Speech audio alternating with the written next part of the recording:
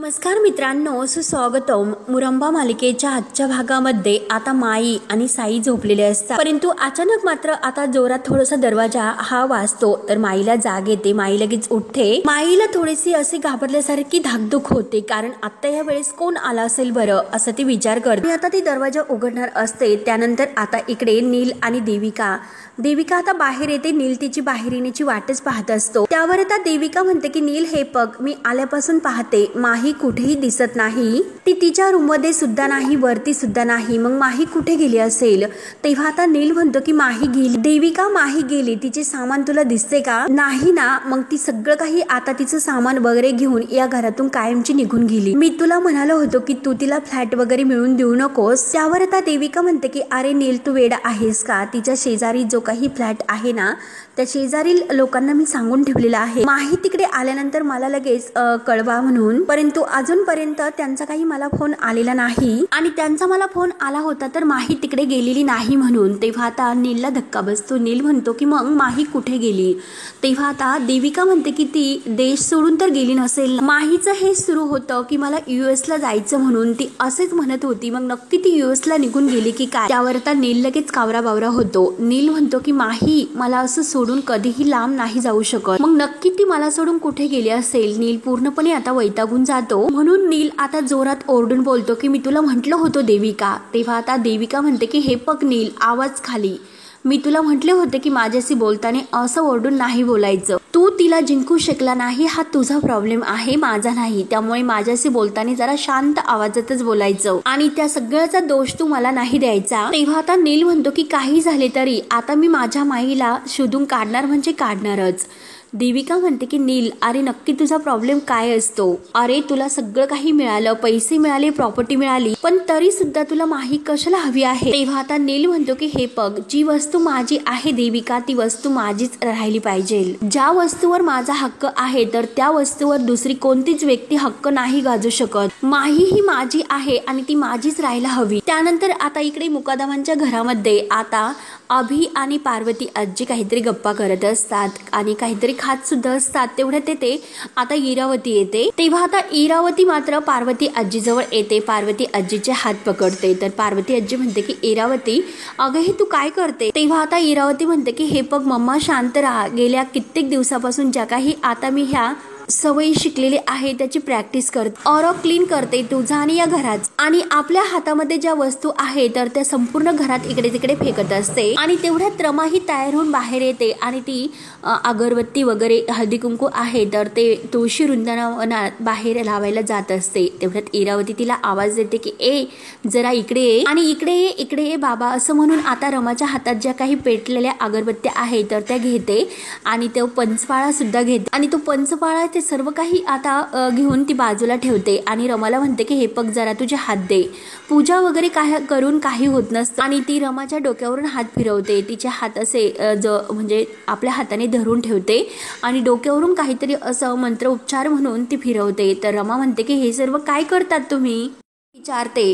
तेव्हा आता ती काही बोलत नसते. तर रमा पुन्हा विचारते की आत्या, अहो हे काय करतात? तेव्हा आता लगेच इरावती म्हणते की तुझा ऑरा क्लीन करते. रमा पुन्हा विचारते की काय करतात? तर आत्या म्हणते की ऑरा क्लीन करते आणि कानाला काहीतरी आता लावते. तर रमा आता अगदी थोडीशी अशी कावरी बावरी होते आणि पार्वती आजी तिला म्हणते की होईल, तुला हळूहळू सगळी सवय होईल. तेव्हा इरावती म्हणते की हो, तू घराचा झाडू मारतेस, भांडी वगैरे घासतेस, तसंच स्वतःला सुद्धा साफ करायचं असतं, क्लीन करायचं असतं, स्वच्छ करायचं असतं. त्याला म्हणतात की ऑरा क्लेन्झिंग.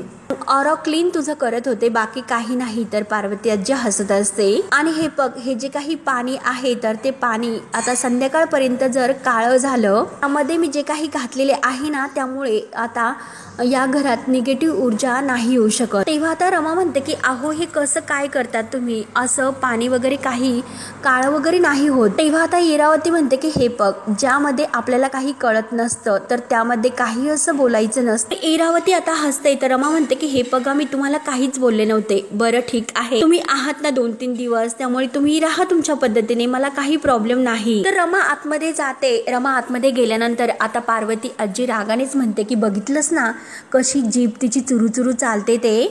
इरावती म्हणते की हो बोलून दे, थोडे दिवस तिला जे काही बोलायचं असेल ते सर्व काही बोलून दे. तेव्हा अभि मात्र आता ह्या दोघींचं नक्की काय बोलणं सुरू आहे तर ते ऐकत असतो. त्यानंतर आता इकडे नील तर वैतागून जातो. त्याला सारखी माहीची आठवण येत असते. देविकाला तो विचारतो की माही कुठे गेली असेल, ते पण आपल्याला न सांगता, आणि तिचा फोन सुद्धा अजूनपर्यंत लागत नाही. मग ती अशी न सांगता कुठे निघून गेली असेल. माझ्यावर इतकं भरभरून प्रेम करणारी माही मला असं सोडून कशी जाऊ शकते. त्यामुळे आता मात्र हे हारणं मला मान्य नाही. काय आहे की लंबे रेस का घोडा उभा आहे, त्यामुळे काही झाले तरी मी तिला शोधून काढणार म्हणजे काढणारच. मी तिला नक्की शोधून काढणार. तेव्हा आता देविका नीलचं हे सर्व बोलणं ऐकून आता नीलला म्हणते की नील हे बघ, तू जे काही बोलतोस ना ते मला काही पटलेलं नाही. तेव्हा आता नील विचारतो की म्हणजे देविका तुला काय म्हणायचं आहे. तेव्हा आता देविका म्हणते की हे बघ नील, मला माहीचं फारसं काही पडलेलं नाही. तिचं मला काही घेणे देणे सुद्धा नाही आणि ती काही अशी वस्तू नाही. तेव्हा आता नील विचारतो की वाईट वाटतं का, तुझ्यातील आई आता जागे होते की काय, हे मात्र विसरू नकोस. आणि काय ग, तुला असं इतकी सिंपत्ती माहीबद्दल अशी अचानक का निर्माण झाली. तेव्हा आता लगेच देविका म्हणते की सिंपत्ती, अरे काय बोलतो सिंपत्ती आणि मला माहीबद्दल, मायहूड. आणि हे बघ, ती काही अशी वस्तू नाही. ती माही की कायम तू अशी स्वतःजवळ ठेवून घेशील, म्हणून पकडून ठेवशील आणि स्वतःजवळ कायम राहील अशी वस्तू नाही. ती माही एक वाहतं पाणी आहे. ती अशी एका जागी थांबत नाही. हे बघ, अगोदर म्हणजे तिला तू आवडत होता, परंतु आता ती अक्षय तिला आवडतो. म्हणजे ती अक्षयच्या मागे मागे आहे. तर हे बघ, उद्या तिला दुसरं कोणीतरी आवडेल, उद्या दुसऱ्या कोणाच्या तरी प्रेमात ती पडेल. तेव्हा आता असं म्हटल्यानंतर नीलला खूपच राग येतो. नील आता म्हणतो हे बघ देविका, स्टॉप व्हिडिओ, आणि हे बघ तसंही माझ्या मागे तू लागू नकोस. आता हे बघ, माही गेल्यानंतर मला इतकं अवघड फील होतं. तेव्हा देविका म्हणते की अरे उलट तर तुला चांगलंच आहे, कारण माही इथे नाही. तुला सुद्धा अगदी ते चांगलंच आहे, अगदी मोकळं मोकळं आहे. तुला जे हवं होतं शेवटी तुला ते मिळालं. आणि हे बघ, आणखीन तुला काय हवं आहे. जगामध्ये पैसाच हा सर्वस्व आहे, हे लक्षात ठेव. तेव्हा आता नील म्हणतो की हे बघ, मला नाही पटत ते. तेव्हा देविका म्हणते की नील तू काय बोलतोस, जे आपल्याला इतक्या दिवसांनी आपल्याला जे काही मिळत नव्हतं ते मिळवण्यासाठी आपण इतके प्लॅन्स केले, कोणत्याही थराला आपण गेलोत आणि इतकं काही करून आपण शेवटी ते मिळवले. आणि तुझं मात्र काय की तू माहीशिवाय राहू शकत नाही. त्यामुळे हे बघ, तू मंदिरातील घोडा नाही तर एका गाढव आहे, गाढव. तेव्हा आता गाढव म्हणल्यानंतर नीलला खूप राग येतो. नील म्हणतो की देविका, आणि जोरात असं देविकावर ओरडतो. तेव्हा आता देविका म्हणते की चिल, अरे नील चिल जरा. आणि हे बघ नील, तू तुझ्या डोक्यात जो काही माहीबद्दलचा विचार आहे ना तो आता काढून टाक. यातच आपल्या सगळ्यांची भलाई आहे, एकदा विचार कर. तेव्हा आता नील काहीच बोलत नसतो. नील आता अगदी शांत असतो. तर देविका आता खूपच रागवते. देविका म्हणते की हे बघ नील, अरे मी तुझ्याशी बोलते, जरा लक्ष दे. तेव्हा आता माहीने जाताना एक लेटर तेथे ग्लास खाली ठेवलेले असते आणि त्या लेटरकडे नील आणि देविका या दोघांचं लक्ष जाते. नील लगेच आता ते ग्लास बाजूला ठेवतो आणि त्याखाली जे लेटर आहे तर ते लेटर वाचायला सुरुवात करतो. देविका म्हणते की लेटर, आणि लेटर इथे आलेच कसे. त्यानंतर आता इकडे रमा, अक्षय, पार्वती, आजी, काका हे एका रूममध्ये असतात. तर आता लगेच जान्हवी त्यांना विचारत असते की जी अहो, रमा आणि अक्षय यांना काहीतरी एकदा समजून सांगा, तुम्ही सुद्धा असं शांत का बसलात. आणि ते आता घर सोडून जातात तरी सुद्धा तुम्ही त्यांना काहीच का म्हणत नाही. त्यावर आता पार्वती आजी सुद्धा म्हणते की अरे इरावती आता घरात आलेली आहे, मग तुम्ही तिच्यासमोर असं का घर सोडून जाण्याचं नाटक करतात. कशाला घर सोडून जातात तिच्यासमोर, का असं वागतात. अरे 2-3 दिवस घरामध्ये थांबा आणि मग नंतर तुम्हाला जायचं असेल तर तुम्ही जाऊ शकतात. तेव्हा आता लगेच अक्षय म्हणतो की जर घरामध्ये कोणी आले तरी सुद्धा मग आम्ही का थांबून घ्यायचं. त्यावर आता आजीला राग येतो. आत्या म्हणते की हे बघ अक्षय, ती कोणी नाही तर तुझी आत्या आहे, एकदा तू आत्याबद्दल विचार करायला हवा. आणि ती पार्वती मुकादमची मुलगी आहे, इतकं काही तुला सांगायची गरज नाही. परंतु अरे अक्षय, तुला इतकी काय अशी घाई झालीस. 2-3 दिवस ती आलेली आहे तरी सुद्धा तुला इतकी घाई का होते, तू का समजून घेत नाही. काका म्हणतात की हो आली ना ती 2-3 महिने, मग आता जरही 2-3 महिने आली होती तर तिला येथे येण्यासाठी कोणी सांगितले होते, कोणी तिला आमंत्रण दिले होते. आणि इतका वर्ष तिने काही आपल्याशी संबंध ठेवला होता का. याचं कारण आहे ते मात्र तुम्हाला सगळ्यांना माहिती आहे. परंतु मात्र आता मात्र जे काही तुम्ही आम्हाला सांगतात तर ते काही आता सांगण्याची गरज नाहीच. पार्वती आजीला काकाच्या या बोलण्याचा राग येत असतो. पार्वती आजी म्हणते की हे बघ अरे रमाकांत, ती तरी स्वतःच्या बाहेर जाऊन उभी राहिली तुझ्यासारखं नाही की कायम ती आयुष्यभर आता अशा आयत्या तुझ्यासारखी जीवावर जगली। आतापर्यंत तू कधी काम सुद्धा केले नाहीस, स्वतः फक्त आता दुसऱ्याच्या जीवावर जगतोय। जान्हवी म्हणते की आई आजी अहो काय बोलतात। तर आता काकांना खूप असा राग आलेला असतो, काकांना वाईट सुद्धा वाटतं, तरी सुद्धा काका आता आजीपुढे शांत बसतात। अक्षय म्हणतो की अगं आजी हा तुझा मुलगा आहे आणि तू त्याला असं का बोलतेस। जान्हवी सुद्धा म्हणते की आई आजी अहो असं का बोलतात। तर पार्वती आजी रागाने म्हणते की हे बघ, जर सीमाला काही बोलले तर तुला राग येतो आणि अभिषेकला बोलले तर रमाकांतला राग येतो आणि रमाकांतला बोलल्यानंतर अक्षय तुला आणि घरातील सर्वांना राग येतो। तो जरी रागवत नसला तरी सुद्धा त्याला वाईट वाटतं हे दिसून येते। मग माझ्या मुलीला या घरामध्ये जर कोणी काही बोलले तर मला का वाईट वाटत नसेल, तिच्याबद्दल कोणी काही बोलले तर मला सुद्धा राग येतोच। त्यामुळे मी तुम्हाला सांगते इरावती बद्दल मी एकही शब्द ऐकून घेणार नाही। त्यावर आता पार्वती आजी म्हणते की अक्षय माझी अशी इच्छा आहे की तू कुठेही जाऊ नये, हे घर सोडून येथेच या घरामध्ये थांबावे। तेव्हा आता अक्षय म्हणतो की आजी तू एकही शब्द त्याबद्दल बोलू नकोस। आजी म्हणते की हे बघ, अरे तू परत असं म्हणशील की मी घर सोडून जातो आणि निघालो सुद्धा, पण आजी एका शब्दाने सुद्धा थांब असं म्हणाली नाही। त्यामुळे हे बघ इरावती येथे आलेली आहे, तू तिला असं वाटून देऊ नकोस की आपण असे राहतो, आपण तिच्या समोर अगदी आनंदात राहायला हवं, म्हणून आपण खरंच या घरात एकत्र आनंदाने राहतोय हे तिच्या समोर आपण दाखवायला हवे। त्यामुळे तुम्ही जरा तिच्याबरोबर वेळ घालवायचा प्रयत्न करा, तिला ओळखून घ्या, तिला जरा समजून घेण्याचा प्रयत्न करा, तिच्या सोबत राहा। उद्या असं सुद्धा होऊ शकतं की तू येथून गेलास आणि काहीतरी इमर्जन्सी आली म्हणून, आणि कदाचित मी उद्या राहणार सुद्धा नाही, म्हणजे माझं काही पण होऊ शकतं। तेव्हा आता लगेच अक्षय म्हणतो की हे बघ आजी मी तुला सांगितलं ना, तू असं काही एक बोलू नकोस म्हणून। तेव्हा आता आजी म्हणते की हे बघ, जर असं काही झालं तर तुला पश्चाताप नाही का होणार। तेव्हा आता अक्षय म्हणतो की बरं आजी तुझी जर अशी इच्छा असेल तर मग आम्ही नाही जात, तू सांग की नक्की तुझी इच्छा काय आहे ते। त्यानंतर आता इकडे नीलला जे माहीचे लेटर सापडलेले असते तर तो देविकाला दाखवतो आणि हे माहीचं लेटर आहे असं म्हणतो।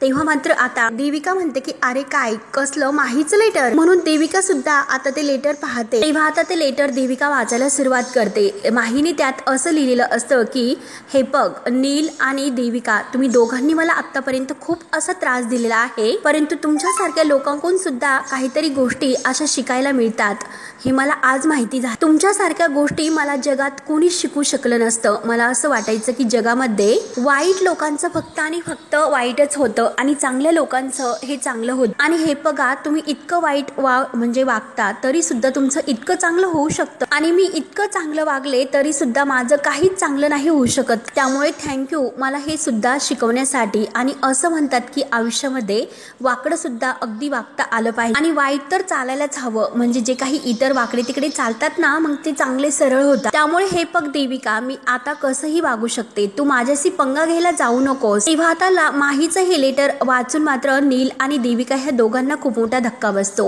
नील आता देविकाला विचारतो की म्हणजे माही यापुढे कशी वागणार आहे आता। त्यानंतर आता इकडे मुकादमांच्या घरी जान्हवी आणि आनंद बाहेर धावतच येतात। सोफ्यावर जे काही इरावतीने पाणी ठेवलेलं आहे तर ते पाणी आता काळं झाले की नाही असं जान्हवी आता अभिला विचारते। तेव्हा आता आनंद म्हणतो की येथे जी काही पाण्याची वाटी होती आणि तेथे जी काही खरी फुलं आहे तर ती आणून ठेवायची का, म्हणून तो आता हात लावायला जातो, परंतु जान्हवी आता त्याच्यावर जोरात अशी किंचाळून ओरडते। तेव्हा आता अभि म्हणतो की अरे नको करूस, काही नको करू। अभि म्हणतो की हे बघ तिचं असं म्हणणं आहे की त्या पाण्यामधील सगळी काही निगेटिव्ह ऊर्जा आहे तर ती पाण्यामध्ये जाईल आणि घरातील वातावरण अगदी छान होईल।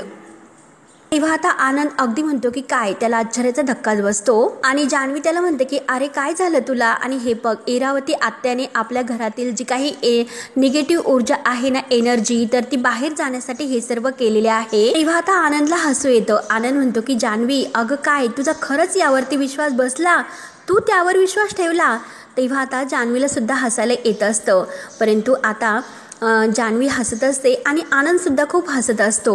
अभि म्हणतो की आता हा इतका हसतोय म्हणजे हा वेडा वगैरे झालास की काय। आनंद म्हणतो की हो ऍक्च्युली मी घाबरायची ऍक्टिंग करत होतो, हसतोय मात्र खराखुरा। आणि काय ग जानू, हे सर्व काय आहे, हे निगेटिव्ह एनर्जी वगैरे काय, हे सर्व मनाचे खेळ असतात, असं काही नसतं। त्यावर आता जानू म्हणते की तुला हसायला मात्र काय झालं, आणि हे बघ असं असू शकतं, आणि मी तर काय म्हणते की बघायला काय हरकत आहे की आपल्याला सुद्धा कळेल की आपल्या घरामध्ये निगेटिव्हिटी एनर्जी आहे की काय? अभि मात्र आता शांतपणे या दोघांचं बोलणं ऐकत असतो. तर आनंद म्हणतो की हे बघ जानू, तुझा काय प्रॉब्लेम आहे तुला माहिती आहे?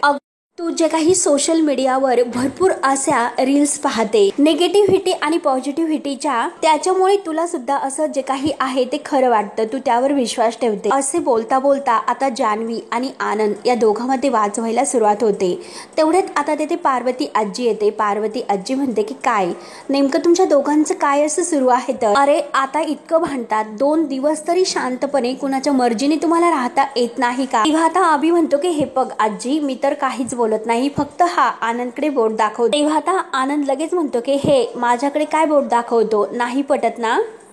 तुम्हाला नसन पटेल, परंतु मला ही सर्व काही पटतं. त्यावर आता जान्हवी म्हणते की किती खोटारडेपणा करतास, म्हणजे आम्हाला ही सर्व काही पटते आणि तुम्हाला पटत नाही असं त्याबद्दल तुम्ही बोलत होतात. आणि आयाजी बघितलंस का, हा तर स्वतः म्हणत होता की आयाजी हा निव्वळ फालतूपणा आहे, अंधश्रद्धा आहे, अंधश्रद्धा. तेव्हा आता अभि सुद्धा म्हणतो की हो बघ ना. त्यावर आता पार्वती आजी म्हणते की अरे एखाद्याला एखादी गोष्ट वाटत असेल तर करून बघायला काय हरकत आहे? तेव्हा आता अभि म्हणतो की हो, आणि जान्हवी म्हणते की हो एक्झॅक्टली. त्यावर आता लगेच आजी विचारते की आनंद मला एक गोष्ट सांग बरं, हा जो काही बोर्ड आहे तर तो येथे असताना तुला काही फरक पडतो का? तेव्हा आता आनंद हो म्हणतो आणि परत म्हणतो की नाही आजी, अगो आजी नाही. त्यावर आता आजीला थोडासा राग येतो. आजी आता रागानेच म्हणते की हे बघा एकेकाच्या त्या श्रद्धा असतात. तेव्हा आता जान्हवी ही आनंदकडे पाहत असते. त्यानंतर मात्र आता इरावती तेथे येते. आता नेमकं ते पाणी काळं का होत नाही बघत असते आणि त्या वाटीला हात लावते. इतका वेळ झाला तरी सुद्धा ह्या पाण्याचा रंग का बदलला नसेल? सगळ्यांचे वाईट विचार, सगळ्यांचे वाईट हे जे काही हेतू आहे आणि ह्या पाण्याचा रंग काळा, हे सगळं का होत नसेल? त्यामुळे नाही माझे काही हेतू आहे ते चुकीचे नाहीत, परंतु घरामध्ये काहीतरी गडबड आहे हे मला जाणवते, परंतु पाणी मात्र काळं का होत नसेल? माझ्या गुरुने मला शिकवलेली विद्या असे निष्फळ नाही होणार, त्यामुळे मला असा दुसरा काहीतरी उपाय तर करावाच लागेल. ही एनर्जी या घरातील बदलवण्यासाठी मलाच काहीतरी असं करावं लागेल. त्यानंतर आनंद इकडे अक्षयच्या रूम मध्ये येतो आणि अक्षयला हसून त्या पाण्याबद्दल सांगत असतो. त्या पाण्यावर जो काही डिश भरलेला होता, मला तर असं वाटलं होतं की तो डिश काकानेच तिथे भरून ठेवला होता, कारण त्यामध्ये त्या बागेतील फुलं वगैरे असं छान वगैरे आहे ना सजवून ठेवणार, असं मला वाटलं होतं. आणि आपण बघ ना कसं सजावून ठेवतो, बोर्ड वगैरे आहे ना. आणि त्यानंतर मग मला कळाले की त्यामध्ये आता घरातील कुणाची तरी निगेटिव्हिटी एनर्जी आहे तर ती त्यात कॅप्चर होणार आहे तर, आणि सगळं काही ते पाणी काळं होणार आहे. हे जेव्हा आता अक्षयला सांगितलं जातं तेव्हा अक्षयला सुद्धा खूप हसायला येत असतं. दोघेही आता पोट धरू धरू हसत असतात. आनंद म्हणतो की अक्षय, अरे मी तुला आता सांगतो, आपण ज्या काही रील्स बघतो ते हातामध्ये जे काही असतात माळा वगैरे घातलेले असतात आणि ते बघ ना मोबाईल मधून असा घडघड घडघड आवाज येतो, मोबाईल मधून निगेटिव्हिटी एनर्जी शोधतात बघ ना. आता आनंद असे एकदम ऍक्टिंग करत असतो आणि अक्षयला बरोबर आता खूप असे हसायला येतात. ही लोक मात्र घरातील निगेटिव्हिटी एनर्जी घालवण्यासाठी कुठल्याही थराला जातात. तेव्हा मात्र आता तेवढ्यात रमा आणि जान्हवी तेथे येतात. तेव्हा आता जान्हवी आणि रमाला त्या दोघांना हसताना बघून हसू येते.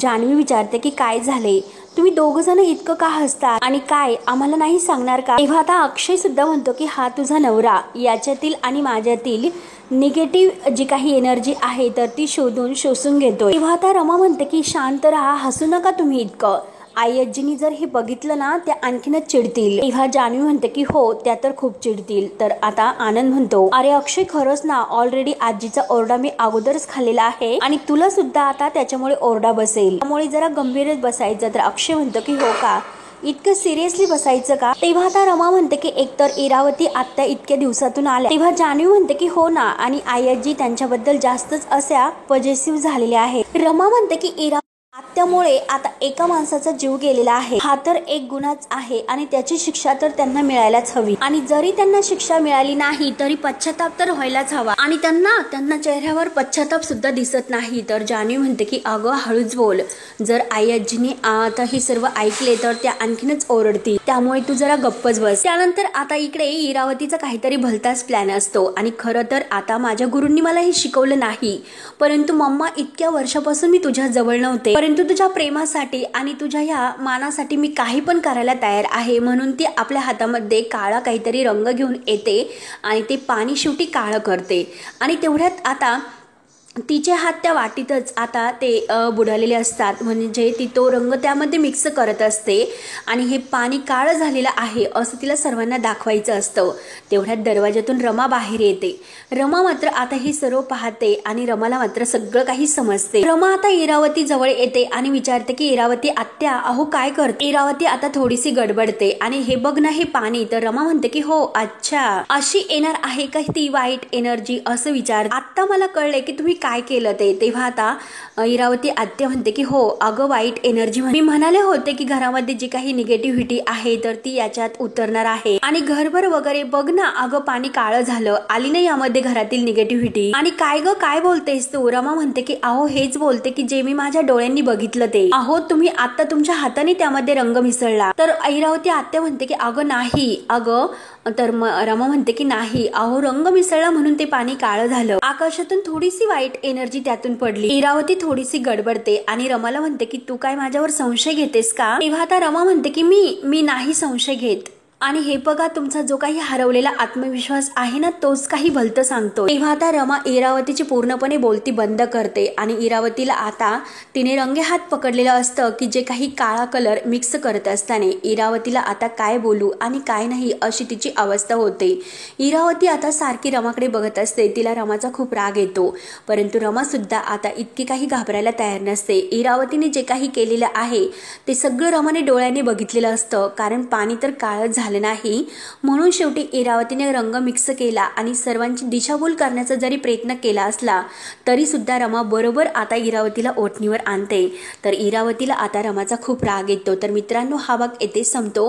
पुढील भागामध्ये रमा आणि अक्षय शेवटी आपल्या बॅग घेतात आणि हे घर सोडून जायला निघतात. तर पार्वती आजी आता लगेच अक्षय समोर आणि रमा हे जेव्हा बॅग घेऊन जात असतात तर अक्षय तिला म्हणतो की चल. तर पार्वती आजी लगेच म्हणते की हो शेवटी रमाचं ऐकून हे घर तू तोडलंस आणि शेवटी जर खरी रमा या घरात असती तर तिने असं केलं नसतं. तेव्हा अक्षय म्हणतो की म्हणजे नक्की काय बोलतात तुम्ही. खरी रमा आणि खोटी रमा म्हणजे काय. आणि तेवढ्यात साई हा माहीला घेऊन तेथे येतो अगदी रमाच्या वेशामध्ये. तेव्हा आता रमाला माहीला बघून तेथे धक्का बसतो आणि आता रमा धावतच येते आणि अक्षयला घट्ट अशी मिठी मारते. अक्षयला सुद्धा काही हे समजत नाही. आता माहीने इतका प्लॅन केलेला असतो की डोक्याला पट्टी वगैरे लावलेली असते, ओठांना जखमा वगैरे केलेल्या असतात आणि साई सोबत ती आलेली असते. आता इरावती साई या सगळ्यांचा हा एक नवीन प्लॅन असतो. आता येते तशी ती अक्षयला मिठी मारते. तेव्हा आता लगेच अक्षय म्हणतो की तुम्ही कोण आहात काय करतात. तेव्हा आता रमाला सुद्धा राग येतो. रमा म्हणते की माही तू काय करते. तेव्हा आता माही मुद्दा म्हणते की कोण माही. मी माही नाही तर रमा आहे. यांची खरी रमा अक्षयकडे बघत म्हणते. तर साई म्हणतो की हो यांनाच मी अपघातातून वाचवलं होतं. तेव्हा आता अक्षय म्हणतो की मग ही कोण आहे. तर अभि म्हणतो की ही माही आहे. तेव्हा आता बरोबर आता ही जी काही रमा आहे तर ती ह्या संकटात गुंतलेली असते. ती खरी रमा असते परंतु माहीने आता जो प्लॅन केलेला आहे तर त्यामधून आता रमा स्वतःला कसं निर्दोष सिद्ध करून ती रमा आहे कसं सिद्ध करते. त्यासाठी मित्रांनो आपल्या चॅनलला नक्की सबस्क्राईब करत राहा. धन्यवाद.